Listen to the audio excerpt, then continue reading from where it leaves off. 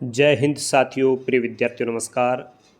आज के इस वीडियो में हम पढ़ेंगे कक्षा 12 आरोह भाग 2 और उसमें गोस्वामी तुलसीदास। गोस्वामी तुलसीदास के बारे में हम इस पाठ में पढ़ेंगे और इसमें मुख्य रूप से हम बात करेंगे कि कवितावली के उत्तरकांड से जो कवित लिए गए हैं उनके बारे में, और एक तरीके से लक्ष्मण मूर्छा जे इससे संबंधित जो संवाद है उसके बारे में हम इस पाठ में लक्ष्मण मूर्छा और राम विलाप उसके बारे में हम बात करेंगे। तो सबसे पहले कवि परिचय की बात करें तो गोस्वामी तुलसीदास का जन्म 1532 सन 1532, ध्यान रखें 1532 हम सन की बात कर रहे हैं। 1532 में बांदा उत्तर प्रदेश जिले के राजापुर गांव में माना जाता है। इनकी प्रमुख रचनाओं की बात करें तो रामचरितमानस जो इनकी अक्षय कीर्ति का एक प्रमुख आधार है, विनय पत्रिका, गीतावली, श्री कृष्ण गीतावली, दोहावली, कवितावली, रामाज्ञा प्रश्न, इस प्रकार की इनकी मुख्य रचनाएं हैं। और 1623 में काशी में इनका निधन हुआ था। और इनके बारे में, मृत्यु के बारे में एक दोहा भी प्रचलित है कि संवत की बात करें ना तो ये 1680 होता है, और कहा जाता है कि संवत 1680 80 गंग के तीर, सावर्ण शुक्ला सप्तमी तुलसी तजो शरीर। तो 1680 में इनका निधन हुआ। इनकी कुछ पंक्तियां इस प्रकार दी हुई है कि हृदय सिंधु मति सीप समाना, स्वाति सारद कही सुजाना, जो बरसे बरबारू विचारू, होई कवित मुक्ता मनिचारू, कीर्ति भनीति भूति भल सोई, सुर सरी सम सब कह हित होई। मतलब एक तरीके से देव नदी गंगा के बारे में और एक मनुष्य की जो भावात्मक अभिव्यक्ति होती है उसके बारे में इस पंक्ति के अंदर बताया गया है। अब आगे अपन बात करें कि तुलसीदास किस युग के कवि माने जाते हैं तो भक्ति काल के कवि माने जाते हैं। सगुण काव्य धारा में राम भक्ति शाखा के सर्वोपरि कवि तुलसीदास में भक्ति से कविता बनाने की प्रक्रिया की सहज परिणति है, परंतु उनकी भक्ति इस हद तक लोकोन्मुख है कि वे लोक मंगल की साधना और कवि के रूप में प्रतिष्ठित है। ध्यान दें, लोक मंगल का कवि किसको कहा जाता है? लोक मंगल की साधना का कवि तुलसीदास को। ये बात न सिर्फ उनकी काव्य संवेदना की दृष्टि से बल्कि काव्य भाषा के घटकों की दृष्टि से भी सत्य है। और इसका सबसे प्रकट प्रमाण तो यही है कि शास्त्रीय भाषा संस्कृत में सर्जन क्षमता होने के बावजूद उन्होंने अपने काव्य की भाषा कौन सी रखी? लोक भाषा रखी, जिसमें अवधी और ब्रज भाषा को उन्होंने साहित्य रचना के माध्यम के लिए चुना और उसी को उन्होंने बुना। जिस प्रकार उनमें भक्त और रचनाकार का द्वंद्व है, यानी तुलसीदास भक्त भी थे, तुलसीदास एक रचनाकार भी थे, उसी प्रकार शास्त्र और लोक का भी द्वंद्व है, यानी शास्त्र की जानकारी भी रखते हैं, लोक की जानकारी भी रखते हैं, जिसमें संवेदना की दृष्टि से लोक की ओर झुके हुए हैं और शिल्पगत मर्यादा की दृष्टि से वे शास्त्र की ओर झुके हुए हैं। शास्त्रीयता को लोकग्राह्य और लोकग्रहित को शास्त्रीय बनाने की उभयमुखी प्रक्रिया, यानी दोनों तरफ की प्रक्रिया उनके काव्य में यहाँ पर चलती है। यह तत्व उन्हें विद्वानों और जन सामान्य में समान रूप से लोकप्रिय करता है। तो ये ऐसा ही तत्व है कि वो विद्वानों में भी प्रसिद्ध है और सामान्य जनता में भी प्रसिद्ध है। उनकी एक अनन्य विशेषता यह है कि वे दार्शनिक और लौकिक स्तर के नाना द्वंद्वों के चित्रण और उनके समन्वय के कवि हैं। अब देखो, तुलसीदास को समन्वय का कवि भी कहा जाता है। द्वंद्व चित्रण जहाँ सभी विचार और भावधारा के लोगों को तुलसी काव्य में अपनी अपनी उपस्थिति का संतोष देता है, वहीं समन्वय उनकी ऊपरी विभिन्नता में निहित एक मानवीय सूत्र को उपलब्ध करा के संसार में एकता और शांति का मार्ग भी प्रशस्त करता है। तो ये इस प्रकार तुलसीदास का जो साहित्य परिचय है उसको हम पढ़ रहे हैं। आगे इसके बारे में बताया कि तुलसीदास की लोक और शास्त्र दोनों में गहरी पैठ है तथा जीवन और जगत की व्यापक अनुभूति और मार्मिक प्रसंगों की उन्हें अचूक समझ है, एक ऐसी समझ जो कभी वो चूकते नहीं है। यही विशेषता उन्हें महाकवि बनाती है। इसी से प्रकृति और जीवन के विविध भावपूर्ण चित्रों से उनका रचना संसार है वो समृद्ध हुआ है। विशेषकर हम बात करें रामचरितमानस की, इसी से यह हिंदी का अद्वितीय महाकाव्य बनकर उभरा है। इसकी विश्व प्रसिद्ध लोकप्रियता के पीछे सीताराम कथा से अधिक उनका लोक संवेदनशील होना और समाज की नैतिक बनावट की समझ है। उनके सीताराम ईश्वर की अपेक्षा तुलसी के देश काल के आदर्शों के अनुरूप मानवीय धरातल पर पुनः सृष्ट चरित्र है। मतलब रामचरित्र के माध्यम से उन्होंने एक आदर्श पत्नी, एक आदर्श पति, एक आदर्श पिता, एक आदर्श भाई, इस प्रकार की लोक मर्यादा की सीख दी है। गोस्वामी जी ग्रामीण और कृषक संस्कृति और रक्त संबंध की मर्यादा पर आदर्शीकृत ग्रस्त जीवन के चित्रे कवि माने जाते हैं। अब एक और महत्वपूर्ण प्रश्न बन रहा है, तुलसीदास इस अर्थ में हिंदी के जातीय कवि है। अच्छा प्रश्न है, मैं कहूँगा महत्वपूर्ण है कि हिंदी के किस कवि को जातीय कवि के रूप में जाना जाता है, तो वो तुलसीदास है। कि अपने समय में हिंदी क्षेत्र में प्रचलित सारे भावात्मक और काव्य भाषाई तत्वों का प्रतिनिधित्व वे करते हैं। इस संदर्भ में भाव, विचार, काव्य, छंद और काव्य भाषा की जो बहुल एक इस समृद्धि यानी खजाना उनके काव्य में दिखता है वह अद्वितीय है। तत्कालीन हिंदी क्षेत्र की दोनों काव्य भाषाओं अवधी और ब्रज भाषा और दोनों संस्कृति यानी सीताराम संस्कृति और राधा कृष्ण संस्कृति दोनों कथाओं को एक ही अधिकार के साथ अपनी अभिव्यक्ति का माध्यम उन्होंने बताया है। उपमा अलंकार के क्षेत्र में जो प्रयोगों की विशेषता है वो कालिदास की पहचान है। यानी कालिदास सबसे अधिक किसका उपयोग करते थे? उपमा अलंकार का। वहीं अपन सांग रूपक की बात करें तो सांग रूपक के क्षेत्र में तुलसीदास बेजोड़ है। तो तुलसीदास किस अलंकार का सबसे अधिक प्रयोग करते हैं? तो हम बात करेंगे सांग रूपक की। अब यदि हम बात करें कि इस पाठ के अंदर क्या बताया गया है, तो विविध विषमताओं से ग्रस्त कलिकाल तुलसी का युगीन यथार्थ है। तुलसी ने अपने समय का यथार्थ इस पाठ के अंदर व्यक्त किया है, जिसमें वे कृपालु प्रभु राम और राम राज्य का स्वप्न रच रहे हैं। युग और उसमें अपने जीवन का न सिर्फ उन्हें गहरा ज्ञान है बल्कि उसकी अभिव्यक्ति में भी वे अपने समकालीन कवियों से आगे हैं। यहाँ प्रस्तुत पाठ में कवितावली की 2 कवित और 1 सवैया इसके प्रमाण है। पहले छंद जिसका शीर्षक है किसबी किसान कुल में उन्होंने दिखाया है कि संसार के अच्छे बुरे समस्त लीला प्रपंचों का आधार पेट की आग का दारुण और गहन यथार्थ है।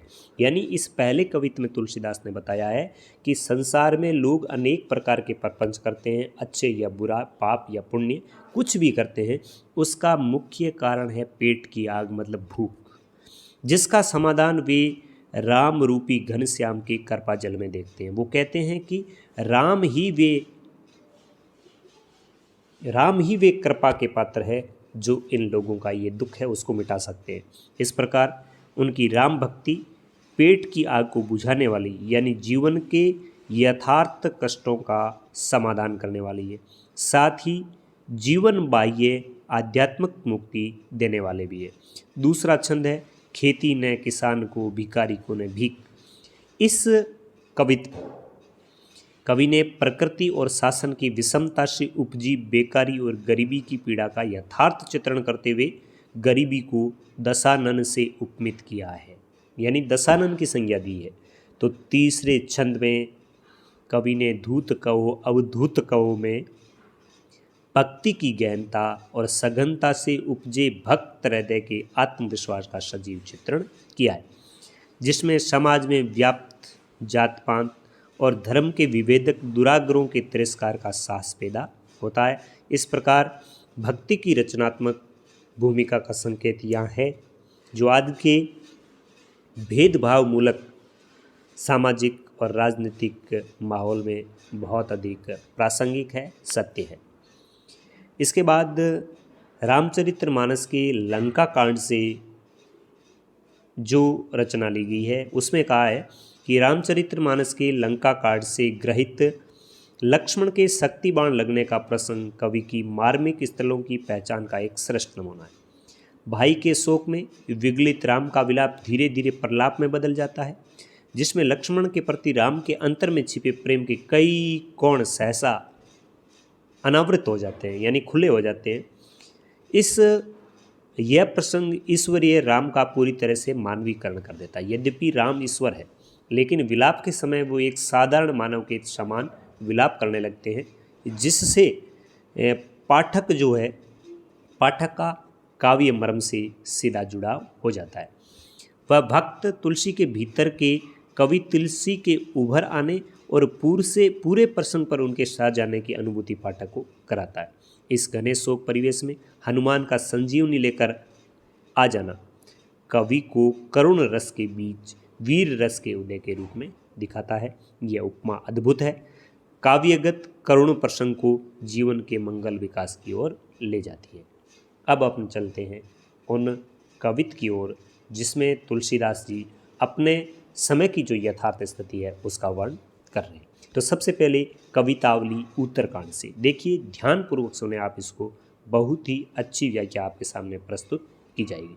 तो सबसे पहले इसमें आपको बोर्ड की परीक्षा में यदि पूछे तो सबसे पहले आप प्रसंग का उल्लेख जरूर करें कि प्रस्तुत काव्यांश हमारी पाठ्य पुस्तक आरोह के तुलसीदास द्वारा रचित कवितावली के उत्तरकांड से लिया गया है, जिसमें महाकवि तुलसीदास अपने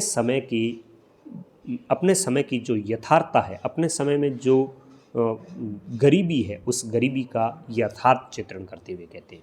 क्या कह रहे हैं?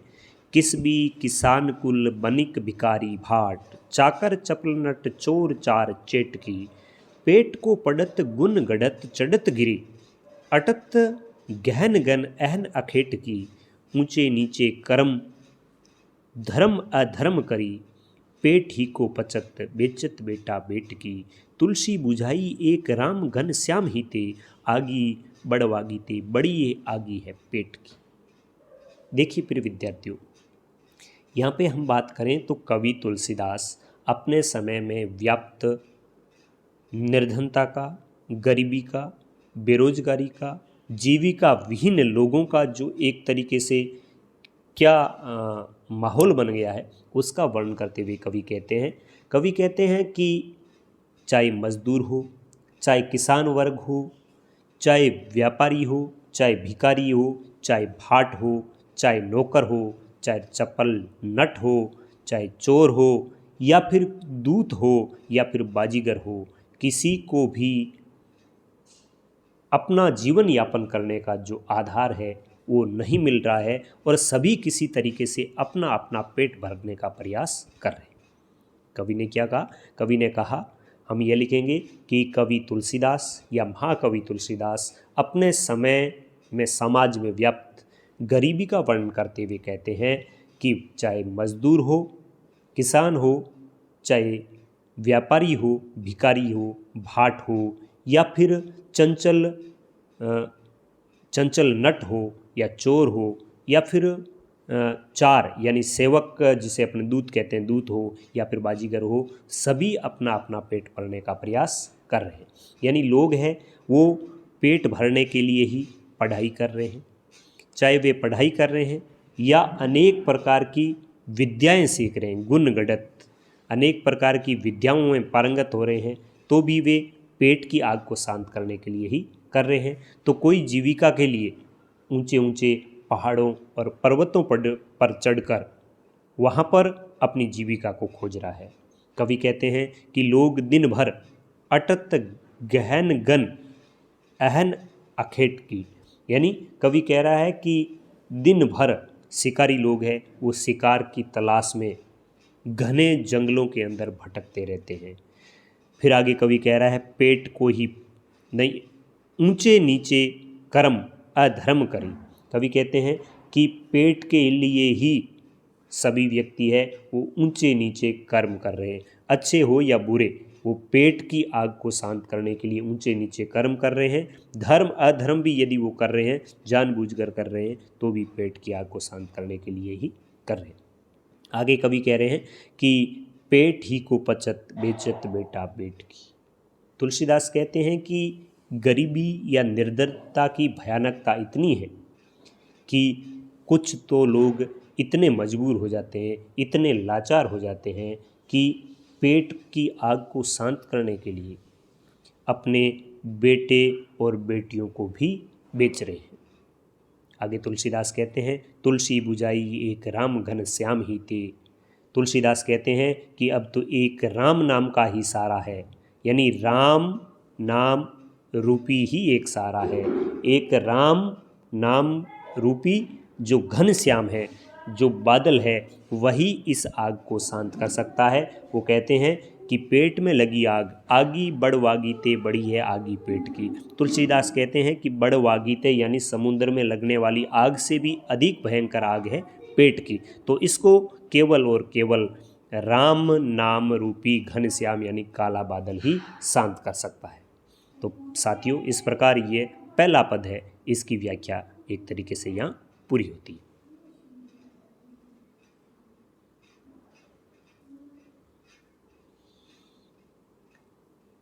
अब दूसरा जो कवित है, इसमें कवि ने अपने समय की जो गरीबी है, जो जीविका विहीनता है, जो बेरोजगारी है, उसका चित्रण करते हुए कवि कहते हैं कि खेती ने किसान को, भिखारी को ने भीख बली, बनिक को बनिज ने चाकर को चाकरी, जीविका विहीन लोग सिद्धिमान सोच बच, कहे एक एकन सो कहा जाई का करी, वेदु पुराण कही लोकु बिलोकियत, सांकरे सब पे राम रावरे कृपा करी, दारिदर दसानन दबाई दुनी दीन बंधु, दुरित दहन देखी तुलसी हाहा करी। प्रिय विद्यार्थियों, कवि तुलसीदास कहते हैं, कवि तुलसीदास अपने युग में व्याप्त दरिद्रता, गरीबी, भूखमरी, बेरोजगारी का सजीव चित्रण करते हुए कहते हैं कि किसानों को खेती के पर्याप्त संसाधन उपलब्ध नहीं है। किसान खेती नहीं कर पाते, खेती ने किसान को, तो किसानों को खेती की सुविधा या उनके पर्याप्त संसाधन उपलब्ध नहीं है। भिखारी लोग हैं, उनको भी भीख नहीं मिलती है, उनको भी बलि नहीं मिल रही है, उनको भी दान नहीं मिल रहा है। व्यापारी लोगों का व्यापार ठप पड़ा है, वो भी ठीक ढंग से नहीं चल पा रहा है। और जो लोग नौकरी करने वाले हैं, चाकर, जो लोग नौकरी वाले हैं या जो लोग किसी की सेवा शुश्रूषा करके अपना धंधा चलाते हैं, उनको भी नौकरी नहीं मिल पा रही है। कवि तुलसीदास कहते हैं कि सभी लोगों का रोजगार बंद है, सभी लोग जीविका विहीन हैं और आजीविका चलाने के लिए सभी लोग चिंतित हैं। तो वो क्या करते हैं? जीविका विहीन लोग सिद्धिमान सोचवश, बेरोजगारी के अभाव में लोग चिंता के कारण परेशान हैं, सिद्धिमान सोचवश, और वो एक ही बात सोच रहे हैं और सोचते हुए वे एक दूसरे से पूछ रहे हैं कि कहे एक एकन सो का जाई का करी। बेरोजगारी के कारण लोग चिंता में हैं और चिंता के कारण वो सोच रहे हैं और एक दूसरे से पूछ रहे हैं कि ऐसी दशा में, ऐसे विपरीत हालात में हम कहाँ जाएं और क्या करें। लोग कहते हैं कि वेदु पुराण कही, वेदों और पुराणों में कहा गया है और संसार में देखा भी गया है कि जब संकट का समय होता है तो भगवान राम उन पर कृपा करते हैं। वेदों और पुराणों में बताया गया है और अक्सर संसार में ये देखा भी गया है। लोग कहते हैं कि यहाँ पर राम के बाद में संबोधन आया है, लोग कहते हैं कि हे राम, जब जब इस संसार पर संकट आया है तो आपने लोगों पर दया की है, आप लोगों पर दया करते हैं। इसलिए दीन बंधु, हे दीन बंधु, हे गरीबों पर दया करने वाले ईश्वर, दारिदर दशानन, दरिद्रता रूपी रावण ने इस संपूर्ण संसार को दबा रखा है, अपने आगोश में ले रखा है। इसलिए दुरित दहन देखी तुलसी हा हा करी। संसार को इस प्रकार गरीबी की आग में, दरिद्रता की आग में जलते देखकर तुलसी के मुंह से हाय हाय की ध्वनि निकलती है, हाय हाय की पुकार निकलती है। अर्थात तुलसीदास कहते हैं कि संसार में गरीबी रूपी रावण है, वो इस दुनिया को जला रहा है, इस दुनिया को अपना ग्रास बना रहा है। इसलिए हे राम, आप ही इस दुनिया को बचाएं, आप ही इस दुनिया की रक्षा करें। तो प्रिय विद्यार्थियों, इसमें एक तरीके से निर्धनता और गरीबी है, उसकी भयावहता, उसकी भयंकरता का चित्रण किया है। लोग किस प्रकार बेरोजगार हैं, लोग किस प्रकार आजीविका विहीन हैं, लोग किस प्रकार अपनी आजीविका के बारे में सोच रहे हैं, किस प्रकार लोग चिंतित हैं और किस प्रकार इस गरीबी यानी गरीबी रूपी, दरिद्रता रूपी दशानन है, वो इस दुनिया को दबा रहा है। किस प्रकार इससे लोग बाहर आना चाहते हैं, राम से वो क्या पुकार कर रहे हैं, तुलसीदास राम से क्या पुकार कर रहे हैं, इसी का इस कविता के अंदर चित्रण हुआ है। इसके बाद जो कवित है उसमें तुलसीदास ने अपने आप को संसार से बिल्कुल निरपेक्ष बताया है। तुलसीदास कह रहे हैं कि संसार मेरे बारे में क्या राय रख रहा है, इससे मुझे कोई फर्क नहीं पड़ता, क्योंकि मैं तो राम का सेवक हूँ। तुलसीदास कहते हैं, धूत कहो अवधूत कहो, रजपूत कहो जुल्हा कहो को, काहू की बेटी सो बेटा ने ब्याहू, काहू की जाति बिगाड़ने सो। तुलसीदास सरनाम गुलाम को है राम को, जाको रुचे सो कहो कछु औ, मांगी के खेबो मस्जिद को सोईबो, लेबो को एको न देबो को दो। तुलसीदास कहते हैं कि यदि लोग मुझे धूत कहते हैं या मुझे सज्जन कहते हैं, परमहंस कहते हैं, कुछ लोग मुझे रजपूत यानी क्षत्रिय कहकर मेरी महिमा मंडन करते हैं, तो कुछ लोग मुझे जुल्हा कहकर नीचा भी समझते हैं। कहने का अर्थ यह है कि मेरी चाहे प्रशंसा करो चाहे मेरी निंदा करो, मुझे किसी से कुछ लेना देना नहीं है। कवि तुलसीदास कहते हैं कि मुझे चाहे छोटा कहे चाहे मुझे बड़ा कहे, मैं इस बात की चिंता बिल्कुल नहीं करता। क्यों? काहू की बेटी सो बेटा नहीं ब्याहो, क्योंकि मुझे तो किसी की बेटी से अपने बेटे का विवाह नहीं करना है, और न ही मैं ऊंची या नीची जाति का अपने आप को मानकर किसी की जाति को बिगाड़ना चाहता हूँ। मैं किसी की जाति बिगाड़ना भी नहीं चाहता। लोग मुझे छोटा समझे या लोग मुझे बड़ा समझे, छोटा समझे तो भी मैं किसी की जाति बिगाड़ने वाला नहीं हूँ, क्योंकि मुझे इस बात का डर नहीं है कि मुझे अपनी बेटे का ब्याह है वो किसी की बेटी से करना है, इसलिए मुझे ऊंच नीच के रूप में किसी प्रकार का कोई डर नहीं है। तुलसीदास आगे कहते हैं कि तुलसी सर नाम गुलामू है राम को। तुलसीदास कहते हैं कि मैं तो राम का विश्व प्रसिद्ध यानी संसार प्रसिद्ध, सरनाम यानी लोक प्रसिद्ध राम का दास हूँ, राम का गुलाम हूँ, राम का सेवक हूँ। इसलिए जिसको जो अच्छा लगे वो कहे, जाको रुचे सो कहे कछु ओऊ। इसलिए जिसको जो अच्छा लगे वो मेरे बारे में कहे, मुझे इस बात से कोई फ़र्क नहीं पड़ता, क्योंकि मैं तो मांग कर खाता हूँ, मस्जिद में जाकर सोता हूँ।